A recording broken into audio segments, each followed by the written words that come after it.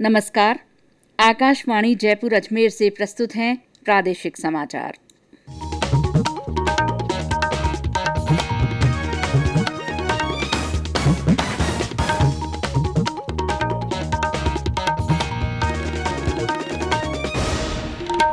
मुख्य समाचार। प्रदेश में ऑक्सीजन की कमी को दूर करने के प्रयास जारी। रूस से 100 ऑक्सीजन कॉन्सेंट्रेटर की पहली खेप आज जयपुर पहुंच रही है। राज्यपाल कलराज मिश्र ने प्रदेशवासियों से महामारी रेड अलर्ट जन अनुशासन पखवाड़े के नियमों की सख्ती से पालना करने की अपील की। देश में अब तक 16 करोड़ 49 लाख से अधिक कोविड टीके लगाए गए। कोविन पोर्टल पर कल से नया सुरक्षा फीचर जोड़ा जाएगा। केंद्र सरकार ने राज्यों को आर्थिक मदद देने के लिए राजस्व घाटा अनुदान की दूसरी किश्त जारी की। और प्रदेश में आज भी कुछ स्थानों पर तेज हवाओं के साथ हल्की बारिश की संभावना।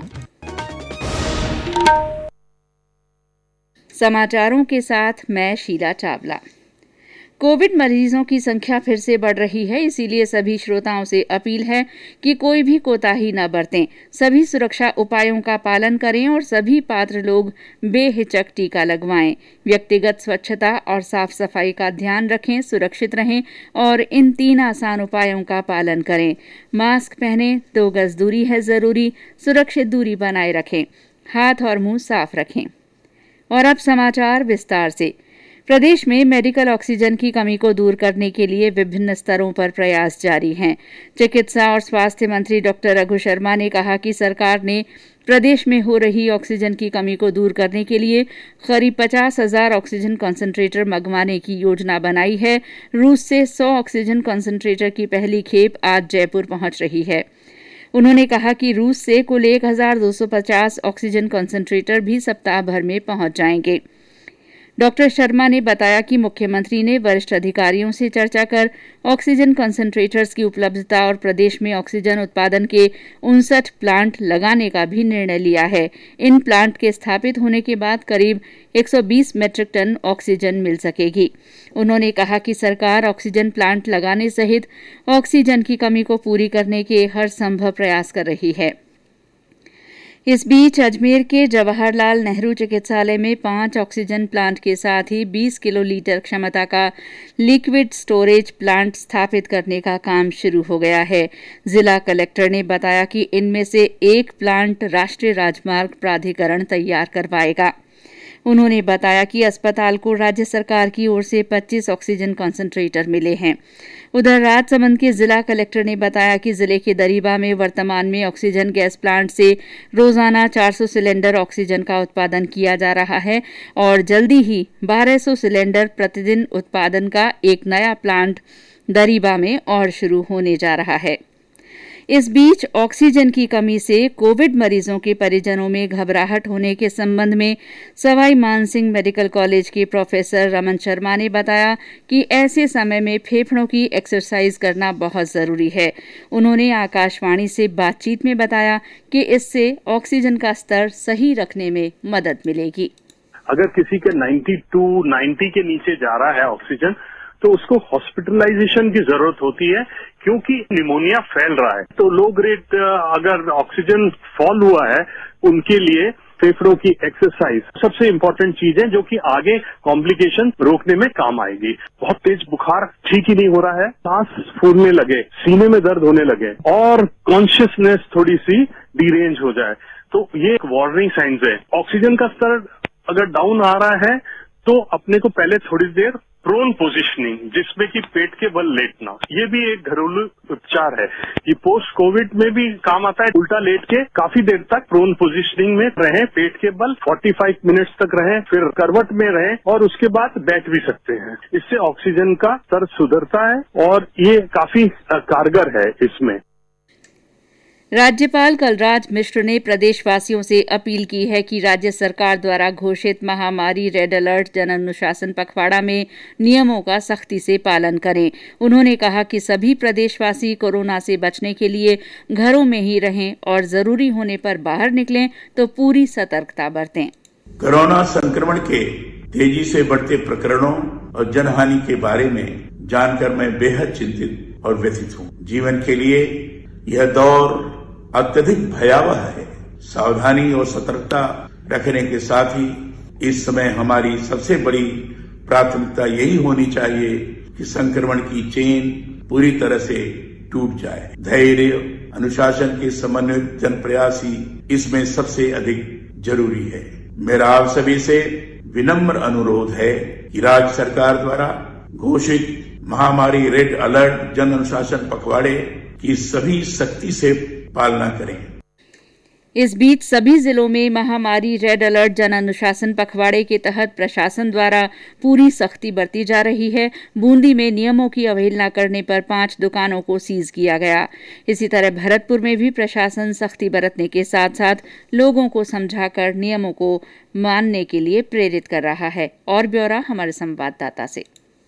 भरतपुर में बढ़ते कोरोना वायरस संक्रमण को लेकर जिला प्रशासन द्वारा लोगों के साथ समझाइश की जा रही है। साथ ही गाइडलाइन की पालना नहीं करने वालों के साथ प्रशासन अब कठोर कार्रवाई भी कर रहा है। भरतपुर में करीब 1 दर्जन से अधिक दुकानों को सील किया गया है और एक बाइक के शोरूम को भी सीज कर जुर्माना वसूला गया है।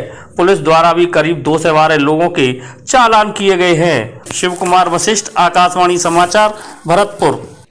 बांसवाड़ा जिले की घाटोल तहसील क्षेत्र के सेनावास कस्बे में आज पुलिस द्वारा फ्लैग मार्च निकाला गया। सेनावासा के उप सरपंच ने बताया कि कस्बे के सभी व्यापारियों ने ग्राम पंचायत में बैठक कर आगामी 7 दिनों के लिए कस्बे में संपूर्ण लॉकडाउन का फैसला किया है।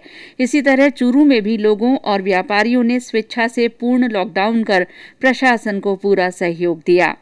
कोरोना संक्रमण को फैलने से रोकने के लिए प्रदेश में कई स्थानों पर लोगों ने स्वेच्छा से अपने बच्चों के विवाह स्थगित कर दिए हैं। झुंझुनू के चिड़ावा निवासी मोती हिम्मत राम का ने अपनी भतीजी का विवाह फिलहाल टाल दिया है। उन्होंने लोगों से अपील की कि वे कोरोना संक्रमण की चेन को तोड़ने के लिए आगे आएं और अपने यहाँ होने वाले कार्यक्रमों को अभी के लिए स्थगित कर दें। 15 मई की शादी थी। अपने जो भी आगे शादी है सब तैयारियां होती है वो सब कर ली थी। गहने हैं, कपड़े हैं, ज्वेलरी है, केटर है और टेंट वाला है। शादी के जो भी प्रोग्राम होते हैं वो सभी के हिसाब से सभी तैयारियां की हुई थी। कार्ड छपवा लिए थे, बांटे नहीं थे। सभी को व्हाट्सएप के द्वारा मैसेज दिया कि शादी कोरोना काल को देखते हुए नहीं हो पा रही है, इसलिए आगामी तारीख तक आप स्थगित रखें। अभी क्या कोरोना काल चल रहा है, पोजिशन ज्यादा खराब है देश की, तो इसके लिए हिसाब से इसको स्थगित रखना चाहिए। आगे समय अच्छा होगा तो उस तरह से कर लेंगे। ये समाचार आकाशवाणी जयपुर अजमेर से प्रसारित किए जा रहे हैं। समाचार अभी और भी हैं, लेकिन पहले ये संदेश। चलो मिलकर एक शुरुआत करें, चलो एक फैसला आज करें। मास्क नहीं तो टोकेंगे, कोरोना को रोकेंगे। चलो एक इरादा करते हैं, चलो खुद से वादा करते हैं। मास्क नहीं तो टोकेंगे, कोरोना को रोकेंगे। समाचारों में आपका फिर स्वागत है। देश में अब तक 16 करोड़ 49 लाख से अधिक कोविड टीके लगाए जा चुके हैं। केंद्र ने राज्यों और केंद्र शासित प्रदेशों को अब तक 17 करोड़ 35 लाख से अधिक वैक्सीन की खुराक निःशुल्क उपलब्ध कराई है। केंद्रीय स्वास्थ्य मंत्रालय ने बताया कि आगामी 3 दिनों में राज्यों और केंद्र शासित प्रदेशों को 10 लाख से अधिक कोविड डोज उपलब्ध करवाई जाएंगी। कोविन पोर्टल पर कल से नया सुरक्षा फीचर जोड़ा जा रहा है। इस फीचर से वैक्सीन लगवाने वालों की सही जानकारी मिल सकेगी। वैक्सीन लगवाने के लिए लाभार्थियों को 4 अंक का कोड जारी किया जाएगा, जो टीकाकरण केंद्रों में पहुंचने वाले लोगों को वैक्सीन कर्मियों को देना होगा, तभी टीका लगाया जाएगा। इस कोड के माध्यम से ही वैक्सीन लगवाने वाले को सर्टिफिकेट जारी होगा। इस बीच पत्र सूचना कार्यालय PIB ने लोगों से कोविड वैक्सीन के लिए cowin.gov.in पर पंजीकरण कराने का आग्रह किया है। सोशल मीडिया पर टीकाकरण के बारे में फर्जी मोबाइल ऐप को देखते हुए PIB ने ये स्पष्टीकरण जारी किया है। देश में पिछले 24 घंटे में 3,31,000 से अधिक कोविड रोगी ठीक हुए हैं। अब तक 1,76,00,000 से अधिक लोग संक्रमण से मुक्त हो चुके हैं। देश में पिछले 24 घंटों में 4,14,000 लोगों में कोविड संक्रमण की पुष्टि हुई है। इसके साथ ही कुल मामलों की संख्या 2,14,00,000 से अधिक हो गई है। इधर प्रदेश में आज कोविड के मामलों में एक बार फिर बढ़ोतरी दर्ज की गई है। राज्य में आज 18,231 लोगों में संक्रमण की पुष्टि हुई, वहीं 16,930 लोग संक्रमण से मुक्त हुए। आज सबसे ज्यादा 4,902 मामले जयपुर जिले से रिपोर्ट हुए हैं, वहीं जोधपुर में 2,602 और उदयपुर में 1,002 नए संक्रमित सामने आए हैं। पिछले 24 घंटों में कोरोना संक्रमण के कारण 164 लोगों की मृत्यु भी हुई है।